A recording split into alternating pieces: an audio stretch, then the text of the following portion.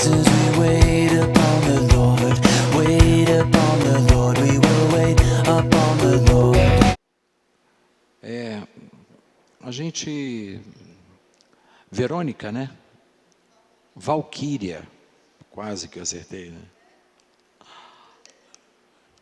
Valquíria. É a primeira vez que você vem, né, Valquíria? Mas você é daqui da igreja. É nova aqui?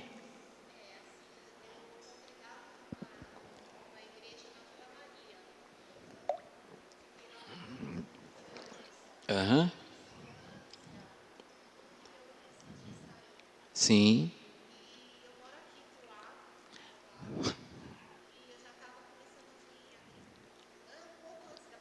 Sim. Uhum. Que bom. Que bom. Que legal, né? Que legal. Deus te abençoe, Valquíria. Muito legal. Você está aqui. Ah, gente do céu, olha que bacana. Que bacana.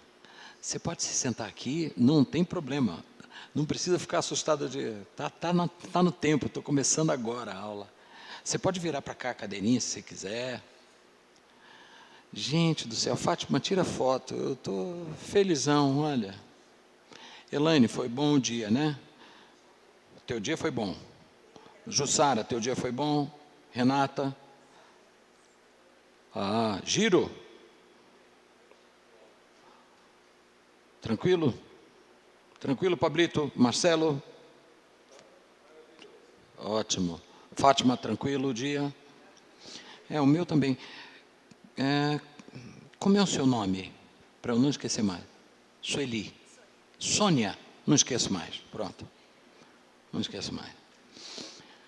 A gente aqui nesse estudo bíblico, ano passado, a gente conversou sobre princípios do reino de Deus. A gente levou 6 meses estudando 3 capítulos da Bíblia. E foram dias assim muito desafiadores para todo mundo, porque às vezes as pessoas acham que o reino de Deus se resume a você ter um compromisso social com a igreja, de ir à igreja. E nesse estudo, Sônia, a gente acabou entendendo, ao longo de 6 meses, que o deslocamento, a questão de você ir à igreja, ela é só um deslocamento. Que, na verdade, a questão do reino de Deus está muito mais vinculada à percepção da tua identidade em Cristo, que antes de você ir para a igreja, você precisa ser a igreja. Então, tipo assim, se você é professor, você vai ser a igreja na faculdade.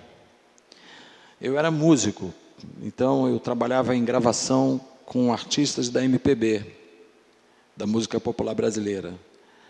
E era engraçado porque eu vivi 18 anos com dependência química, tocando com um monte de gente da MPB e usando drogas. E quando eu me converti, o processo de libertação da droga foi de um dia para o outro. Depois de 18 anos usando droga, eu parei assim, entreguei minha vida a Jesus e acabou. E após isso, eu passei um tempo sem trabalhar com ninguém, porque Deus queria me tirar dos ambientes propícios ao uso da droga, então eu fiquei na geladeira, né? O pessoal esqueceu meu nome, esqueceu meu telefone, ninguém me chamava para gravar. E eu mandava recado para os caras e falava, irmão, eu estou em promoção, eu estou tocando em batizado de gato, aniversário de 15 anos de boneca, festa de papagaio, o que você me chamar eu toco. Mas ninguém me chamava. Porque Deus estava querendo realmente me limpar de tudo aquilo.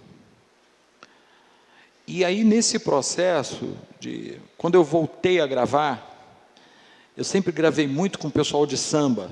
Eu toquei com o Molejo, eu gravava com o Belo, tocava com um monte de gente. E aí, na primeira vez que eu entrei no estúdio, convertido, eu tive a grata alegria de saber que o produtor da gravação também tinha se convertido. E ele chegou e falou assim, bom, agora que nós temos um pastor na gravação, nós vamos pedir a ele para fazer uma oração. E eu falei, Jesus, como é que eu vou orar aqui? Porque eu vou orar o quê? Para o Senhor abençoar o pagode? Não, eu falei, bom, eu vou orar, e o Senhor vai fazer.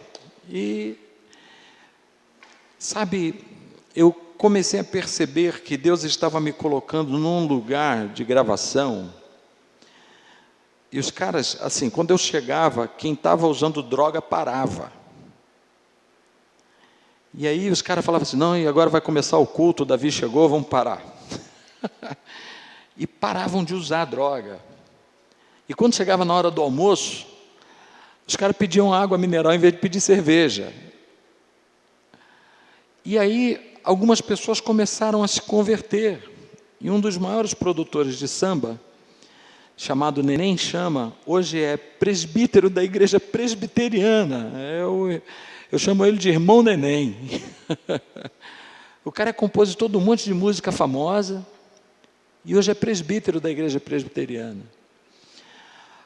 Aí passou um tempo, o filho do monarco, que é o Mauro Diniz, monarco é um cara que era da velha guarda da Portela, compositor de sambas antológicos da música popular brasileira, compositor de Bete Carvalho, de Zeca Pagodinho, de um monte de gente. O filho dele se converteu, o Mauro Diniz, que é o compositor de uma música muito conhecida, chamada Madureira.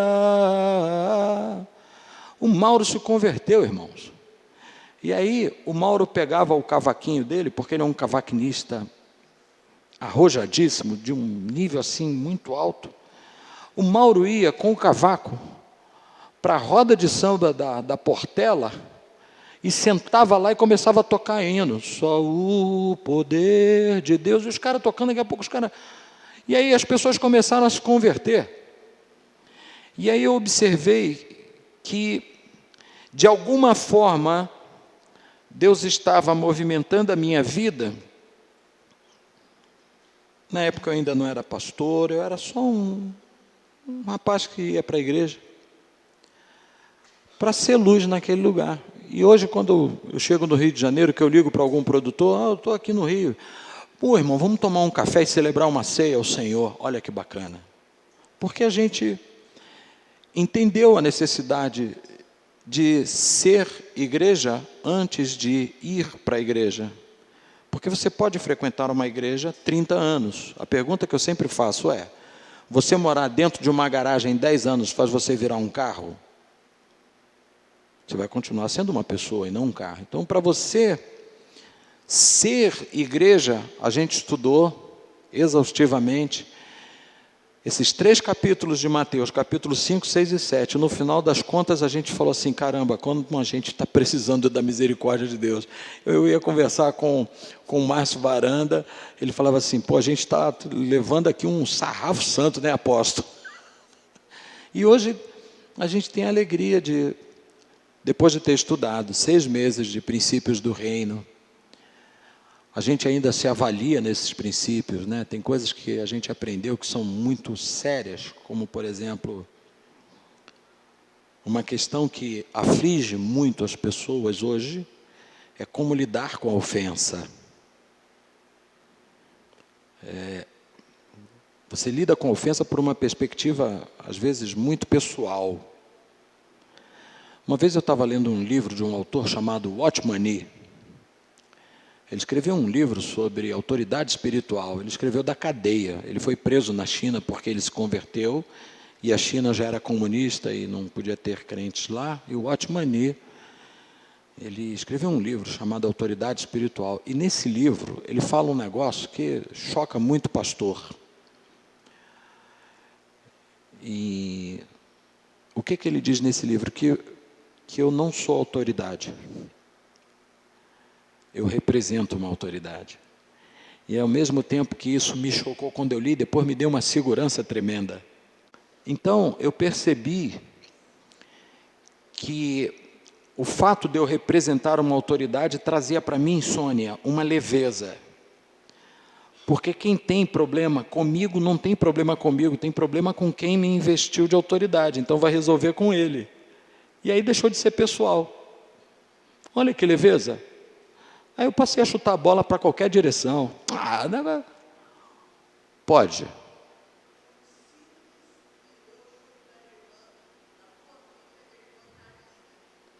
Jesus querido, um simples miojo faz esse santo de Israel.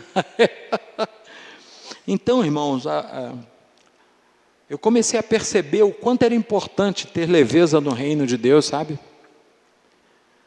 Porque com leveza a gente tem velocidade. Sabe? Por exemplo, uma das coisas que Mateus me fez entender nos princípios do reino é quando Jesus diz assim: entra por uma porta estreita, escolhe o caminho da porta estreita. E quando ele fala isso para mim, a primeira coisa que me vem é o seguinte: eu tenho que soltar o que me impede de entrar na porta estreita. Vitor, imagina se eu tenho uma porta desse tamanho e eu estou cheio de tranqueira, eu consigo entrar nessa porta? Irmãos, sábado teve a programação das mulheres, não foi? Você imagina eu ajudando o Márcio e o Vitor a entrar com a bateria ali naquela portinha, eu com um bumbo desse tamanho, tentando passar por uma porta estreita.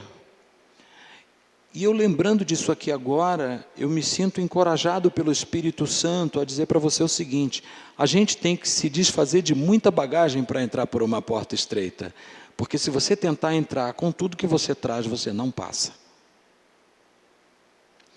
Por quê? Quando você carrega muita carga, você perde velocidade, sim ou não? Posso aprofundar o discurso? Tem nada a ver com o que eu vou ensinar, mas é uma chave legal. A palavra do Senhor nos diz que o profeta Elias, com 60 anos aproximadamente, segundo a tradição hebraica, ele está numa montanha orando para que chovesse. E depois dele orar e perguntar para o rapaz: você está vendo alguma coisa aí? Tem algum sinal de chuva? Aí o garoto falou assim: olha, estou vendo uma pequena nuvem do tamanho da mão de um homem. Ele desceu do monte, chamou o rei Acabe e disse assim: monta no teu cavalo e vaza, porque há ruído de uma grande chuva. E o rei Acabe meteu o pé. Quando o rei Acabe chega na cidade, quem está na porta da cidade? O Elias. A Bíblia me mostra que Elias, com 60 anos, correu mais do que os cavalos de Acabe. Aí quando você vai em Atos capítulo 8, tem um cara chamado Filipe, que está na cidade de Jerusalém, e aí o Senhor fala com ele: Filipe, desce para a estrada que sai de Jerusalém para Gaza, que está deserta, vai vendo as doideiras do Evangelho. Quem está com muita bagagem não participa dessas coisas. Quem está com muito peso, não vai. Desce para a estrada que vai de Jerusalém para Gaza, porque está deserta. Seja sincera, Sônia, Valquíria, sejam sinceros. Deus fala para você ir para um lugar que está deserto. Tu desconfia ou não desconfia? Deserto? Mas ele foi. E aí quando ele está descendo, vem passando uma carruagem. Aí o Espírito Santo fala assim: corre. Já não é anda, é corre. Emparelha com o carro. E aí aquele cara emparelha. Então você veja bem que ele começou a carreira andando, agora ele é desafiado a correr. E aí ele prega o evangelho para o cara que estava naquela carruagem, que era ninguém mais, ninguém menos do que o ministro da economia da rainha Candace, que era a rainha do império da Etiópia. E ele pregou o evangelho para o cara, e o cara falou: eu posso ser batizado? Tem uma água ali. Pode? Então vamos lá. Aí desceu, batizou o cara. Quando tirou da água, o Espírito do Senhor a Bíblia diz que o Espírito do Senhor tomou Filipe, ele desapareceu dali e apareceu numa região chamada Azoto, que ficava muito distante. Então você vê que o reino de Deus nos propõe uma velocidade progressiva. Você começa andando, você vai correr e vai chegar uma hora que você vai andar muito mais rápido. Ao passo de que, se nós formos fazer essa carreira da fé carregando peso, fica difícil. Sim ou não? Quem faz academia aqui? Eu faço. Deu para reparar? Só eu? Irmão, nós precisamos botar essa galera fazendo. Sejam meus imitadores. Eu faço academia. Mas não é porque eu quero ficar bonitão, não. Eu até brinquei com a minha esposa outro dia, eu falei, eu vou ficar igual um profeta que tem na internet. Peitoral, bração, vou botar uma camisa apertada, vou chegar na igreja embrulhada a vácuo, sabe como é que é? Não, não é para isso, é porque eu tenho diabetes, eu preciso de atividade física. E na academia, o professor às vezes me manda fazer umas coisas que demandam de muito esforço, e eu percebo que eu perco velocidade quando eu emprego muito esforço. Por exemplo, ele me manda correr segurando pesos de 10 quilos. Um de 10 quilos aqui e outro de 10 quilos aqui, e eu vou para a esteira. Irmão, chega uma hora que eu não aguento, porque eu estou com peso. Então, a caminhada do Evangelho requer de nós que a gente alivie a bagagem. Eu não sei por que eu estou falando isso para você, mas Deus sabe. Mateus 11, 28, Jesus tem uma proposta incrível para mim e para você. Ele diz assim, vinde a mim, todos vocês que estão cansados e oprimidos, e eu vou aliviar vocês. Tomem sobre vocês o meu jugo. A gente pensa que jugo é aquele negócio da cangalha do boi, né? Não, jugo era um código de ensino dos rabinos. Cada rabino tinha o seu jugo. Então Jesus está dizendo, tome sobre vocês o meu ensino, aprendam de mim, que sou manso e humilde de coração, e vocês encontrarão descanso para as almas de vocês, porque o meu jugo é suave e o meu fardo é leve. Olha que barato, cara, a caminhada do Evangelho, quando você olha e tem essa leveza para andar com Jesus. Então, Mateus capítulo 5, 6 e 7 ensinou a gente essas coisas, sabe? A ter leveza para perdoar, a ter leveza para quando alguém pedir a túnica, a gente dá a capa, porque isso é complicado dos dias atuais, né? Alguém te pediu uma túnica, você fala, não, aproveita, leva a capa também. E aí você tem que caminhar nessa vereda do reino de Deus. Isso foi um grande desafio para nós ano passado. E eu posso dizer para você, está sendo todo dia, porque essa palavra, ela ficou plantada dentro de nós. Amém ou não? Então, aí quando foi esse ano, a gente começou a estudar sobre ofícios apostólicos. A gente passou de fevereiro até,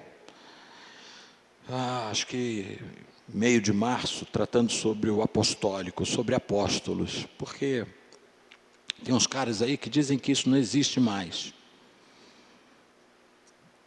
E eles têm a maneira de pensar deles e eu respeito. E a gente foi trazendo por que existe. Quem tomou biotônico Fontoura aqui? Aquilo era ruim para danar, não era? Mas fez a gente crescer, não fez? Leite de magnésia Philips, ainda existe isso? Aquilo tinha gosto de nada com coisa nenhuma. Grudava na boca. Ainda existe, não existe? Por que ainda existe? Porque as pessoas precisam. A mesma coisa são os ofícios apostólicos de Efésios 4:11. Apóstolos, profetas, pastores, evangelistas e mestres. Se eu fosse pegar e falar desses ofícios por uma figura, vou tentar ser bem pedagógico com você. Vamos pensar em cada ofício apostólico de Efésios 4 na mão de um homem. Tá? Esse aqui, o polegar, é o apóstolo. Apóstolo. Você imagina, Sônia, se alguém viesse aqui e me cortasse esse dedo, eu teria força para segurar alguma coisa? Por quê? A força da mão está no polegar. Sabiam disso? É o polegar que sustenta. Então, existia um rei no Velho Testamento, no livro de Juízes, que sabe o que ele fazia? Quando ele pegava os inimigos, ele cortava os polegares das mãos e dos pés. Vocês sabiam disso? Leiam o livro de Juízes que vocês vão ver esse cara lá. Ele arrancava os polegares das mãos e dos pés. Por quê? Quando se arranca o polegar da mão, você tira a força operacional. E quando você tira o polegar dos pés, você tira a possibilidade de uma caminhada veloz. Porque os dedos são a ponta do equilíbrio do corpo. Você imagina alguém sem dedo caminhando? É horrível. Sem os dedos dos pés. É complicado. E esse cara fazia isso. Ele arrancava os polegares das mãos. E por que ele fazia isso? Porque se ele arranca o polegar das mãos, o camarada não segura uma espada. Ele vai segurar a espada assim, irmão. Qualquer golpe que der aqui, a espada cai da mão. Então, quando você pensa na mão de Deus com o ofício apostólico, você imagina o que acontece com a igreja se isso for arrancado da igreja.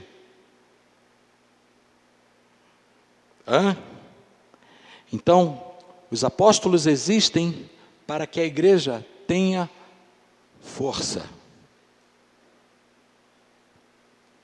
Aí quando você pensa nos profetas, quando você quer dar uma direção para alguém, olha, eu estou dando essa aula voltando um pouquinho, tá? Quando você quer dizer para alguém onde é que fica, vamos pensar aqui, o McDonald's da José Maria Whittaker. Sabia que tem um McDonald's aqui, não sabe? Não. Aí você fala assim, vai aonde? Você aponta. O profeta é esse aqui, que vai apontar uma direção. O profeta não existe dentro de um contexto de igreja para ficar adivinhando nada. Ele não é a mãe de Ná. Ele não existe para ficar adivinhando nada. E hoje está tão estranho porque as pessoas estão preferindo procurar profetas do que entrar dentro do quarto e orar e ouvir Deus. Fica mais barato chamar um profeta, que aí ele paga o preço do jejum e você leva o dividendo da profecia. Só que não é assim. Então, os profetas, eles existem para trazer direção à igreja. E se você observar, no Velho Testamento, sempre perto de um rei tinha um profeta, sim ou não? Rei Davi, quem era o profeta que estava sempre perto dele? Quem era o profeta que andava perto de Davi? Natã, Gade. Também era um profeta que andava com Davi. Quando você olha o rei Josafá, tinham profetas que estavam ali perto dele. Então, os reis, eles sempre tinham um profeta perto. Aliás, segundo Crônicas, capítulo 12, fala que existia uma tribo em Israel, que era a tribo profética de Israel, porque os caras eram sábios no discernimento do tempo.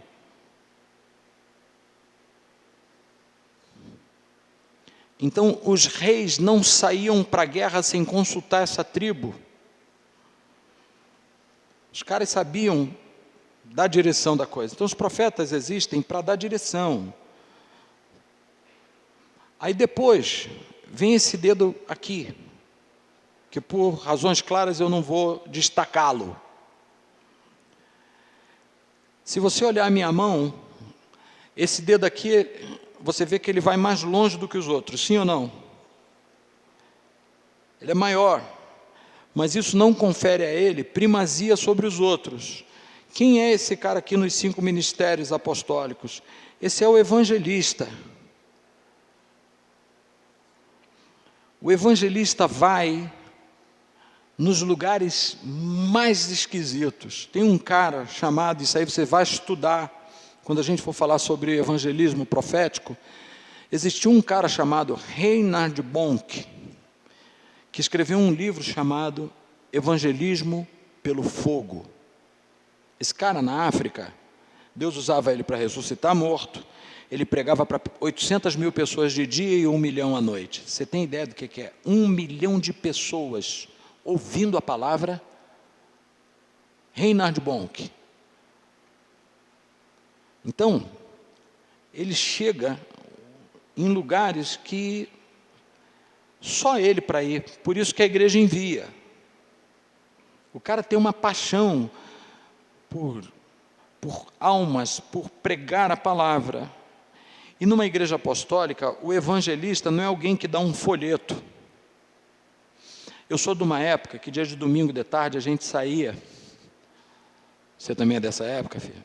O Márcio eu sei que é. Lembra, Márcio, que a gente saía domingo de tarde para fazer, você aqui em São Paulo, eu lá no Rio, dar folhetinho, não era?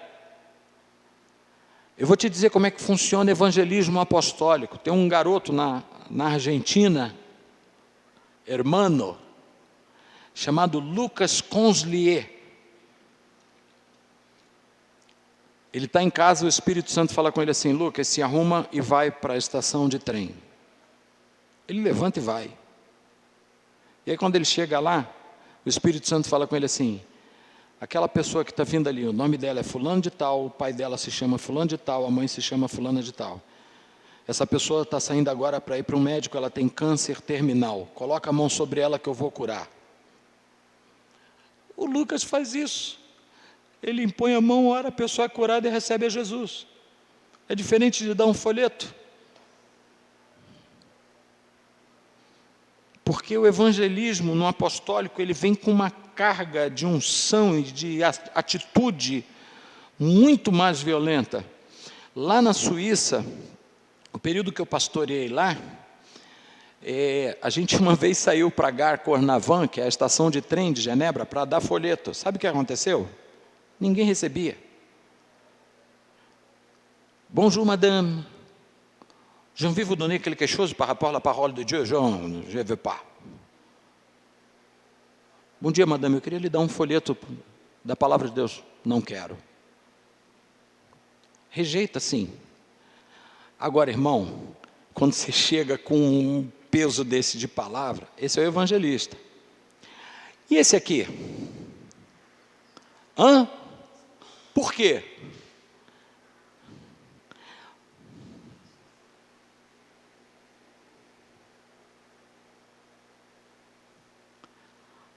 Os pastores são aqueles que sabem o nome da ovelha. Ele está pregando, está falando o nome da ovelha. A ovelha não vem no culto, ele já acaba o culto, liga para ela. Sabe como é? Pastor, ele tem aquela coisa assim de: oh, meu irmão,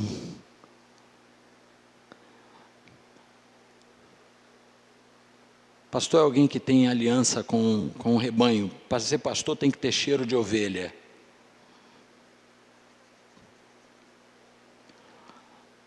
Às vezes o pastor quebra a pata da ovelha. Sabia? Lá em Israel você encontra muitos beduínos pastoreando rebanhos. Só que em Israel é deserto, então é perigoso. O cara deixar uma ovelha de bobeira, irmão. Uau! Tem alguém prontinho para devorar. E aí, um pastor em Israel, ele tinha sempre problema com uma ovelha. Que ele dava, se virasse o olho, ela já estava saindo fora. E a ovelha tem uns problemas. Primeiro, ela é míope. A ovelha, se ela sair da condução do rebanho, ela não sabe voltar, porque ela tem miopia. Ovelha, se cair com as patas para cima, morre asfixiada. Não sabe desvirar. Então tem que ter um pastor para cuidar desse bicho. Aí o pastor viu que ela estava dando muito trabalho, ele foi lá na pata dela e tac, quebrou. Não saía mais. Ah, mas que maldade. Não. Ele limitou a ação dela para que ela não fosse devorada. E sabe onde é que ela andava? No colo dele. Olha que coisa interessante, hein? A gente está precisando que Deus levante uns pastores assim para quebrar patas, né, irmão? Sim ou não? Não quebra a minha não, pastor. Não, irmão, tem. Minha mãe dizia que patada de galinha não mata pinto. Você já ouviu esse ditado? Então falamos do pastor. E esse aqui, quem é? É quem? Oh, é o mestre. Por quê? O mestre, ele entra em alguns lugares para resolver alguns problemas. O mestre, ele vai, não tem como, irmão, visitar o ouvido com esse dedo aqui, esse aqui, vai visitar com esse, sim ou não? O mestre, ele tem a capacidade, e é engraçado, você vai ouvir um mestre pregar, se ele tiver que falar que Jesus morreu na cruz, ele começa falando lá em Gênesis. Eu estava para trazer um mestre aqui, lamentavelmente a esposa dele faleceu hoje. Ele é do Conselho Apostólico Brasileiro, apóstolo Luiz Escultório. Eu quero que vocês lembrem desse homem. Um homem de Deus, amigo do Arles, do nosso querido Arles, amigo mesmo, do Conselho Apostólico. E a esposa dele faleceu aqui no Hospital das Clínicas. Ela teve uma doença no fígado. Luiz é assim, ele começa a pregar, se ele vai falar de João 3,16. Quem sabe João 3,16? Porque Deus amou o mundo de tal maneira que jogou no time do Corinthians até o Palmeiras perder o campeonato. É esse o texto? Não. Então, por favor, digam comigo. Vamos lá, com o tio Davi. Porque Deus amou o mundo de tal maneira que deu seu Filho unigênito, para que todo aquele que nele crê não pereça, mas tenha a vida eterna. O Luiz Escultório, para pregar isso, ele começa lá em Gênesis. No princípio criou Deus os céus e a terra. A terra era sem forma e vazia. Havia trevas sobre a face do abismo, e o Espírito do Senhor parava sobre a face das águas. Verso 3, e disse Deus, haja luz, e houve luz. Então, ele começa a trazer fundamentos. O mestre, ele não é uma questão de ser prolixo, mas o mestre, ele traz uma palavra, sabe, você fica olhando assim, nossa. Oi? E aí, cada um deles vê a igreja de um jeito. Como é que o apóstolo vê a igreja? Irmão, não queira saber. Na cabeça do apóstolo, o muro da igreja coincide com o muro da cidade. O apóstolo não está preocupado em ganhar o vizinho para Jesus. Ele está olhando e dizendo assim, nós vamos tomar essa cidade.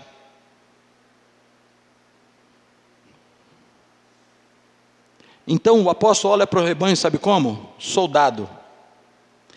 Cara, se chegar para um apóstolo e falar assim, eu estou com um problema, ele vai pegar uma bolsa de primeiros socorros, com agulha, fio de nylon 11, vai dar na sua mão e vai falar assim: se costura e volta para o combate que eu estou te esperando aqui.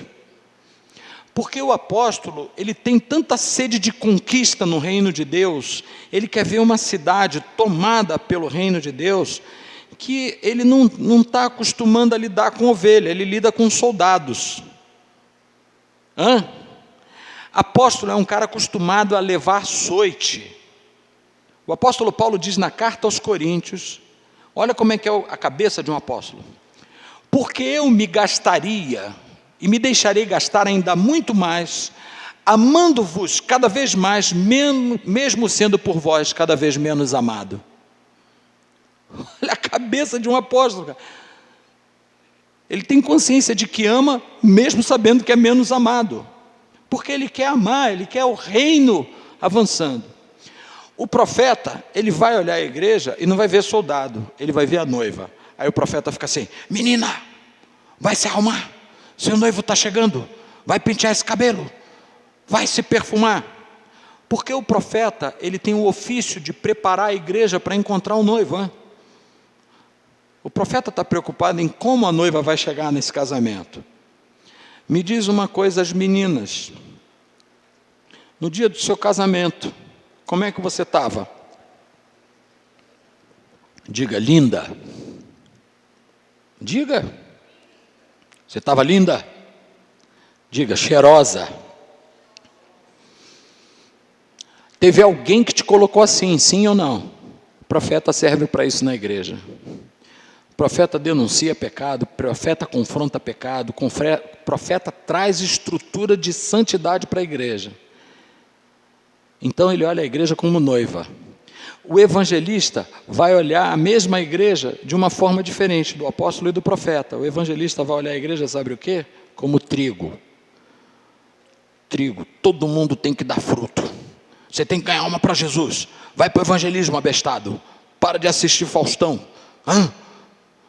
Domingo não é dia de assistir Caldeirão do Hulk. Você tem que ir para a igreja, sair com um grupo de evangelismo e ganhar alma para Jesus. E o problema dos pastores são os evangelistas. Por quê? Porque eles vão para a rua, trazem uma tranqueira de gente, cheia de problema, chega para o pastor e fala assim: resolve aí, e vai embora. Por quê? Porque o pastor também vai ver essa igreja, diferentemente do apóstolo, do profeta e do evangelista. O pastor vai ver essa igreja como o quê? Ovelha. E aí, como um coração pastoral, ele vai se envolver nas demandas do rebanho. Você sabe por que o Davi falou: unja a minha cabeça com óleo, falando do pastor? É porque a ovelha, ela tem uma facilidade de ter o ouvido entupido por insetos que depositam larvas no ouvido dela e no nariz.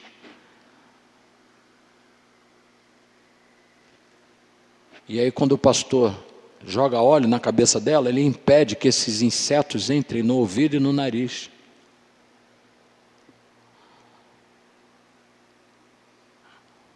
O pastor tem essa preocupação. Aí, vem o mestre. O pastor vai olhar a igreja como um rebanho. O mestre vai olhar a igreja como o quê? Filhos. O que um pai faz com um filho? Menino, senta direito na mesa. Menino, não pode comer igual um louco, você tem que comer devagar. Então, o mestre vai educar. Agora eu vou entrar na aula de hoje. Abra sua Bíblia em Atos capítulo 13, verso 1. Isso foi só a introdução da aula, mas em 20 minutos eu vou dar a matéria de hoje. Atos 13, 1.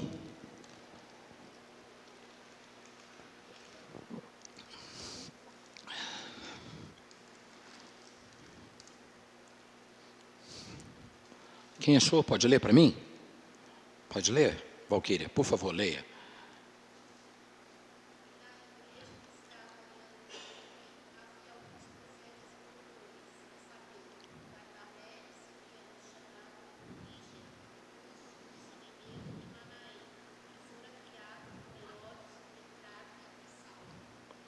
Olha que coisa interessante.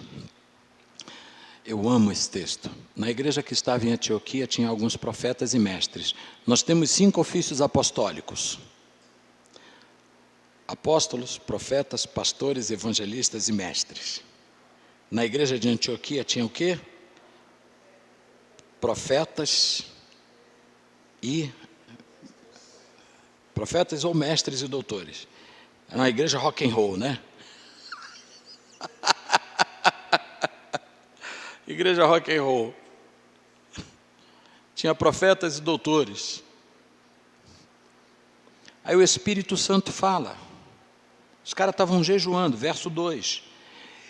E servindo ao Senhor, jejuando e orando, disse-lhes o Espírito Santo: apartai-me a Barnabé e a Saulo para a obra que os tenho chamado. Diga comigo, comissionamento apostólico. O Espírito Santo falou: levanta esses 2 caras como apóstolos para a obra que eu os tenho chamado. Barnabé e Saulo. Bom, já não é mais rock and roll. Levantaram-se apóstolos. Quantos aqui já ouviram falar em presbitério profético? Quantos já ouviram falar? Você sabe me definir o que é um presbitério profético, filha?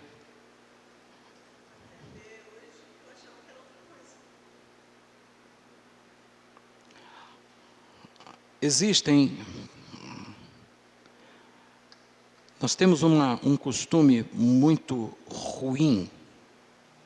Nós temos um costume muito ruim de nos apropriarmos de determinados conceitos sem buscar conhecer a fonte deles, sem entender o que é. Então a gente passa a ser papagaio de repetição. E a gente fala de coisas sem saber como elas funcionam. Porque, é legal, é bonito, vamos, né? O que é de fato um presbitério profético? Vamos estudar um pouquinho de grego? A palavra presbítero em grego significa ancião, que não necessariamente significa um velho, mas significa alguém experimentado na palavra, maduro na palavra. Se você olhar o que a Bíblia fala de perfeito, sede pois perfeitos como é perfeito o vosso Pai que está nos céus, ela não está falando de outra coisa senão de maturidade, de integridade. Na tradução, na exegese do grego dessas 2 palavras, perfeição, está se falando exatamente disso, integridade e maturidade. Então, quando você fala em presbitério profético, você está falando de uma reunião liderada por gente madura e íntegra. Não é uma banda de fanfarra. Não é uma banda de fanfarra. É gente madura e íntegra, que não vai ter sonho de pizza. Comeu uma pizza de calabresa desse tamanho. Aí chega no culto seguinte dizendo que está vendo morcego, que está vendo não sei o quê, o Batman está aqui nesse culto, e ele veio acompanhado da Mulher-Aranha, posso ouvir um glória a Deus. Já viu essas coisas?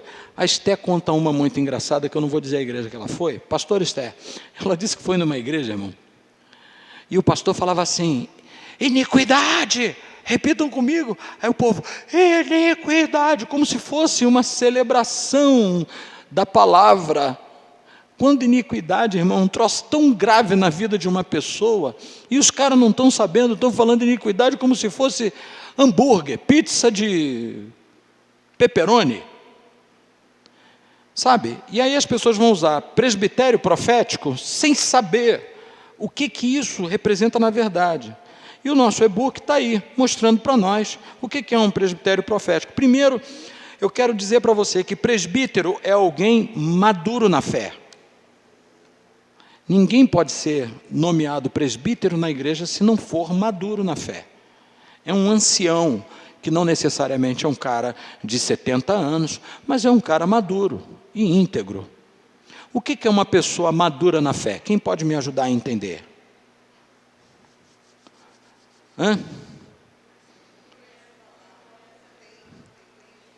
Uma pessoa que tem conhecimento, então vamos aprofundar essa questão. Irmão, hoje eu estou no fire, hein? Eu estou no fogo, é mistério, eu vou pegar minha Bíblia aqui. Olha o que a palavra fala sobre maduro na fé. Abra sua Bíblia em Efésios capítulo 4.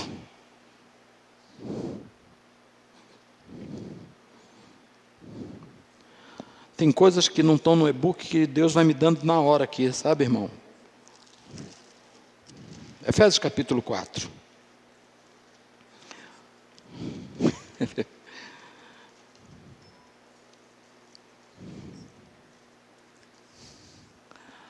Olha que troço sério isso aqui. Vou ler a partir do 11. E ele mesmo, ou seja, Jesus, ele mesmo, deu uns para apóstolos, e outros para profetas, e outros para evangelistas, e outros para pastores e doutores, querendo o aperfeiçoamento dos santos para a obra do ministério, para a edificação do corpo de Cristo, verso 13, até que todos cheguemos à unidade da fé, ao conhecimento do Filho de Deus. Quem é o Filho de Deus? Jesus, varão perfeito, à medida da estatura de Cristo. Para quê? Para que não sejamos meninos inconstantes, levados em roda por todo vento de doutrina. Gente madura é gente que não é levada por vento de doutrina, é gente com consistência e consciência de palavra, onde o engano não encontra espaço para ser semeado. Gente madura na fé, que não se move por modismo, que a linguagem dessas pessoas não é o modismo. Então, no presbitério, você vai encontrar, necessariamente, para que exista um presbitério profético, você vai precisar que seja uma reunião de gente madura.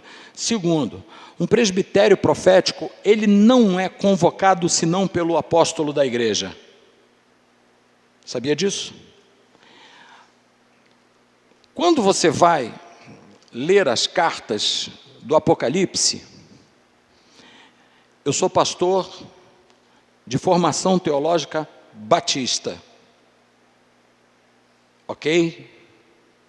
De vivência pentecostal, mas o seminário que eu estudei foi seminário batista. Eu fui criado em ambiente de teologia batista. No organograma da Igreja Batista, da Convenção Batista Brasileira, funciona, quem sabe o que é um organograma? É a planificação da organização da igreja de maneira que todo mundo entenda. Sabe como é que funciona? Primeiro lugar, Espírito Santo, diga aleluia. Muito bom, né? Aí desce uma linha assim, aí vem escrito Assembleia Geral. Aí desce uma linha e aí vem pastor presidente. O que isso significa? Que o pastor presidente está sujeito às decisões da Assembleia Geral.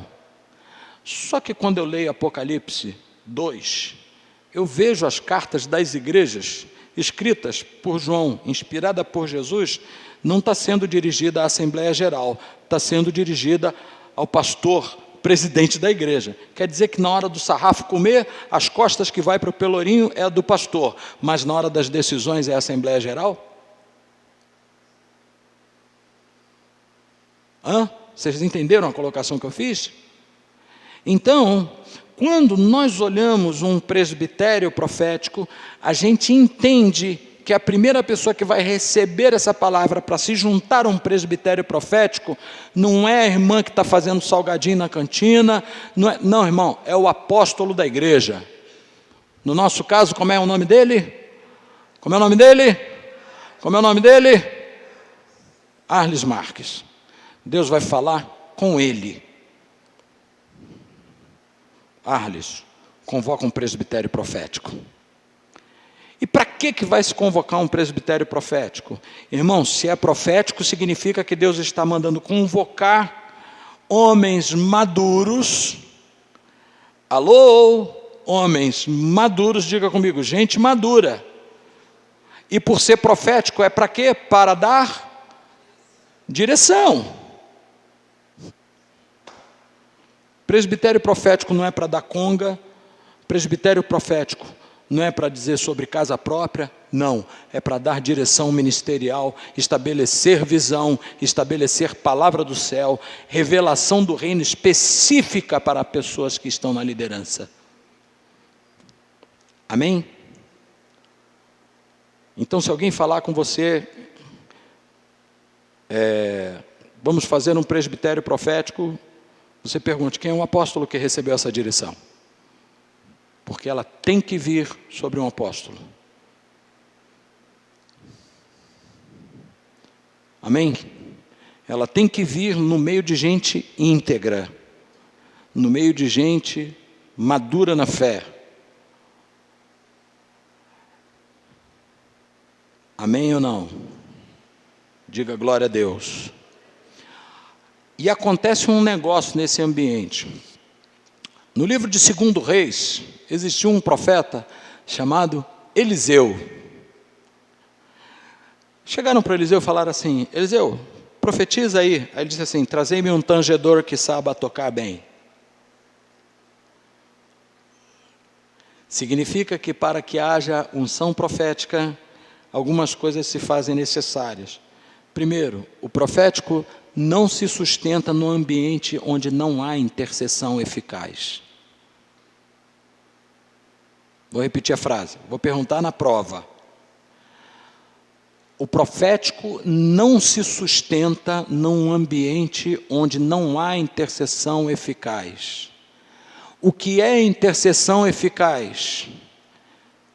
É eu orar o que o Espírito Santo quer que eu ore.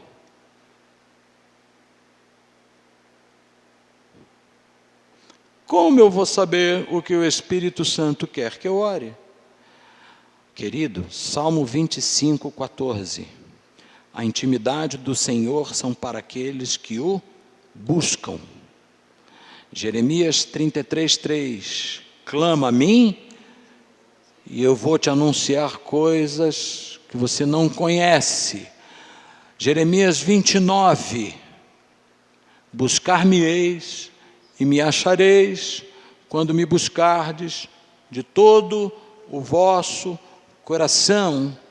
Intercessão eficaz é gerada em ambiente de relacionamento eficaz. E aí você vai orar o que Deus quer que você ore. E aí, orando o que Deus quer que você ore, o profético flui. Então diga comigo, num presbitério profético, mas fale com vontade, com quem comeu a empada da cantina. É uma revelação dada ao apóstolo da igreja, que precisa ser regada na intercessão e na adoração. Irmãos, durante muito tempo eu confundi adoração com música. Até o dia que o Espírito Santo me perguntou qual foi a música que Abraão cantou quando ele subiu a montanha para oferecer Isaac. A nossa música não impressiona Deus. Ou você acha que ele tem alguma coisa que seja menor do que aquilo que a gente faz aqui? Será que Deus vai olhar para nós e vai falar assim, poxa, Gabriel, você viu como eles cantam bem? Você viu como eles fazem melismas? Você viu como é tudo muito... Você acha mesmo que Deus está olhando isso? Hein? O apóstolo Paulo fala que ele viu coisas que não dá nem para contar. Não é isso, Sônia? 2 Coríntios 12. Ele viu coisas e ouviu coisas que ele disse, não dá nem para falar. Então não dá para você achar que a adoração vai ser dó maior, ou vai ser uma orquestração muito bonita. Não. Adoração foi o que o Abraão fez. Obedeceu a Deus e foi lá para oferecer um sacrifício.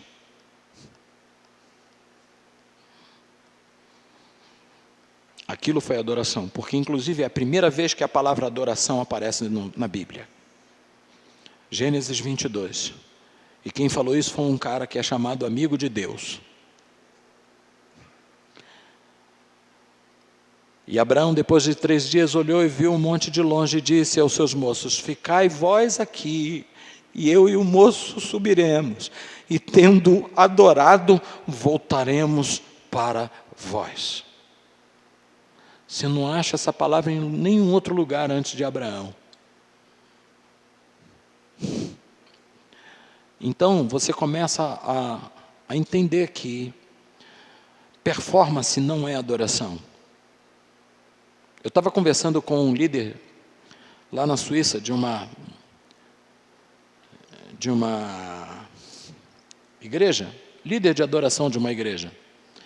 Pensa numa música top. Os caras são famosos no mundo inteiro. Pensa num negócio top. É tudo cronometrado, o culto dos caras é tão certo. Começa com um negócio na tela aparecendo 5, 4, 3, 2, 1, e é uma festa assim. E aí os caras começam, e a luz pisca, e é um negócio assim. Tudo organizado. Acabou a adoração, já entra 2 jovens. Não sei o quê. Fiquei olhando aquilo. Quando acabou o culto, passaram-se alguns dias, um dos líderes veio me perguntar: o que o senhor achou? Eu falei: cara, nem Mick Jagger em toda a sua glória produziu algo tão legal assim. A pessoa ficou me olhando. Como assim? Eu falei: deixa eu te fazer uma pergunta. Quanto tempo vocês, como ministério de adoração, têm de oração, intercessão, leitura da palavra e comunhão na palavra, juntos? Aí ele olhou para mim e falou assim: cada um ora na sua casa. Eu falei: ô abestado, eu estou falando para você juntos. Dobrar o joelho junto, buscar a direção juntos, ministrarem-se uns aos outros. Não acontece. Eu falei: para mim, eu tenho muitos anos de música profissional, o que eu vi foi um show, mas eu não vi ministração, eu vi performance. Eu vi uma coisa muito boa, profissionalmente falando. Fora isso, rien à faire, em francês quer dizer nada a fazer. Diga comigo, rien à faire. Foi o que eu falei para ele. Porque se nós estamos pensando em termos de presbitério profético, irmão, minha avó dizia: menino, você vai ver coisa. E eu dizia: vou ver nada, isso é conversa de dindinha. Porque os caras estão achando que luz, câmera, ação traz a glória. Não traz a glória. Porque o Abraão não tinha nem luz, nem câmera, nem ação. Ele teve coração. E ele estava tão determinado em adorar ao Senhor, que quando ele levantou a mão, se o anjo não grita: Abraão, ele desce a mão no Isaac. Então a gente precisa elaborar melhor as nossas percepções a respeito daquilo que a gente está vendo e crescer na graça e no conhecimento do nosso Senhor Jesus Cristo. Para quê? Para que as coisas fluam com maturidade, irmãos. Maturidade, entendeu, Pablito? Sabe o que é maturidade? Com inteligência. Inteligência, tu entende? É que o Pablito é argentino, irmão. Então, tem palavras em português que para ele perde um pouco sentido. Amém, irmãos? Então, quando a gente está falando de presbitério profético, a gente está falando do ambiente de direção apostólica, de intercessão, de adoração. Juntou tudo isso, o que vai acontecer? Diga comigo: Jeová vai soltar o boi no salão. Que é o que acontece, irmão. Que é o que acontece. Quando se junta uma equipe de gente madura na fé, debaixo de direção, com intercessão e adoração, irmão, o Espírito fala que é uma beleza, hein? O Espírito Santo fala que é uma beleza, porque aí você vai ver aqui, ó, e disse o Espírito Santo: apartai-me a Barnabé e a Saulo para a obra que eu os tenho chamado. Um presbitério profético se une para isso, desatar destinos proféticos. Não é quando não tem o que fazer, vamos fazer isso. Não, irmão. Normalmente acontece quando a gente tem muita coisa para fazer, que aí Deus fala assim: para um pouquinho aqui e me ouça. Eu costumo dizer que profetas são figuras muito estranhas, Sônia. Os profetas, eles têm umas orelhas desse tamanho assim, sabia? Porque eles têm que ouvir Deus. O profeta tem que ficar calado.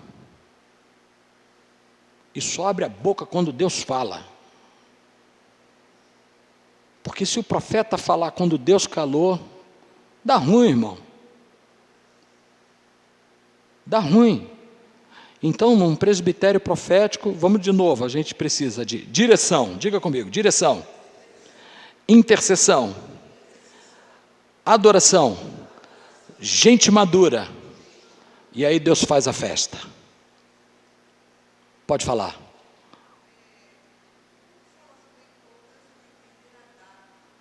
Sim. No nosso e-book vem claro um trecho que está escrito sobre a data para esse ministério, para essa ação profética. Por quê? Diga comigo: Deus é um Deus de precisão e de calendários. Irmãos, é impressionante como Deus se move num tempo muito diferente do nosso. Qual é o calendário que Deus se move? É o gregoriano? Não. Quando ele está falando data aí, ele está falando de um tempo específico, que Deus diz exatamente como. Você vai lá no livro de 2 Samuel, Davi é chamado para conquistar a cidade de Jerusalém. Sabe o que Deus fala com ele? Davi já está prontinho, irmão, para conquistar tudo. Aí sabe o que Deus fala? Calma. Olha que coisa interessante. Esteja pronto e fica olhando as árvores.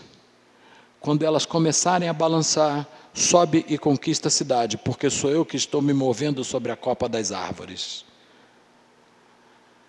Quando Jesus morre, ele chega e ressuscita, ele chega para os apóstolos e diz o quê? Atos 1, ficai em Jerusalém, até que do alto vocês sejam revestidos de poder. Esse até que está estabelecendo o que, filha? Um tempo. As coisas de Deus, elas têm um tempo específico na agenda de Deus. Inclusive, o apóstolo Paulo, se eu não me engano, ele escrevendo numa de suas cartas, ele diz que Jesus veio na plenitude dos tempos. Quantos já leram essa passagem? O que você entendeu disso que você leu? O que é plenitude dos tempos? Plenitude quer dizer uma coisa completa. Quando se fala de plenitude de tempos, eu estou falando de tempo perfeito. E o que compõe esse tempo perfeito? Olha que coisa interessante. Não só o cumprimento da profecia, mas as condições para que acontecessem. Presta atenção. Qual era a língua falada no tempo de Jesus? Mundialmente. Diga comigo, grego koiné. Koiné. Koiné. K-O-I-N de Naí-E. Koiné. Era o grego popular. Tinha o grego clássico e tinha o koiné.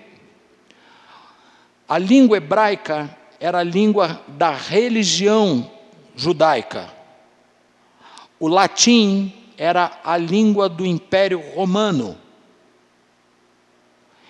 E o grego koiné era a língua que vem desde a implantação da cultura grega e do helenismo, que varreu o mundo.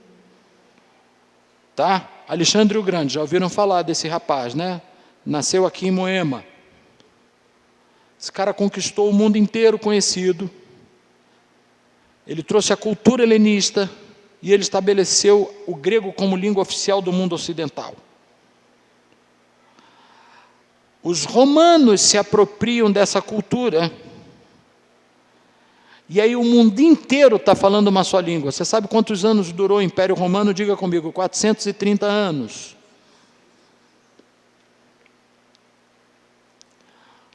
Os romanos, quando conquistavam uma nação, eles não tiravam a língua dessas pessoas, nem a religião dessas pessoas, e ainda facilitava para os caras conseguirem a cidadania romana se pagassem um din-din. Por isso que quando, Atos 16, Paulo está sendo açoitado em Filipos, e ele chega para o carcereiro e diz assim, os caras quiseram mandar Paulo embora, né? Aí ele disse assim, vocês açoitaram um cidadão romano sem julgamento? Aí o cara diz assim, eu adquiri o direito romano por muita soma de dinheiro. Como é que você é romano? Ele disse, eu sou de nascimento. Então, os romanos, eles não tiravam nem a língua das pessoas, nem a religião, tanto que lá em Jerusalém os caras podiam cultuar no templo. Era o chamado Pax Romana, ou Paz Romana. Eles faziam arrecadação de impostos e tributos para o império, e não admitiam violência e insurreições, eles trabalhavam para que a sociedade fosse pacificada.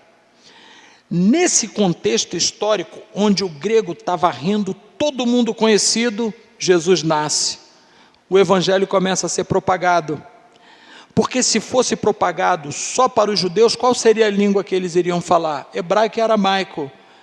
Mas o primeiro evangelho a ser escrito, que é o de Marcos, que foi escrito mais ou menos no ano 64, ele foi escrito em grego koiné, para que todo mundo tivesse acesso.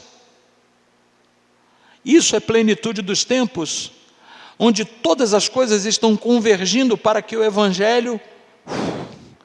Isso mostra para mim e para você que no calendário de Deus as coisas têm tempo. E um presbitério profético vai se mover em que tempo? Nós estudamos isso. Kairos ou Cronos? É no relógio? É no tempo de Deus. Por isso que tem que ter data. Irmãos, eu vou dizer uma coisa para vocês que vocês vão se espantar. Existem princípios do reino de Deus, chaves que Deus destinou para a igreja e que o mundo das trevas usa e a igreja não usa. Sabia disso? Tempo é uma delas. Os caras sabem exatamente os momentos em que os portais do mundo espiritual se abrem. Para fazer sacrifício humano, eles têm hora marcada. Sabia disso, filho? Tem hora marcada. Tempo é coisa muito séria. Para fechar essa aula, eu quero só te dar uma dica. Cuidado com o seu tempo.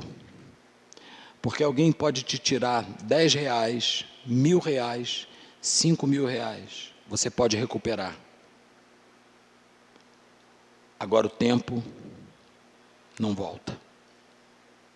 Por isso que a Bíblia fala para a gente remir o tempo, porquanto os dias são maus. Strength will rise as we wait upon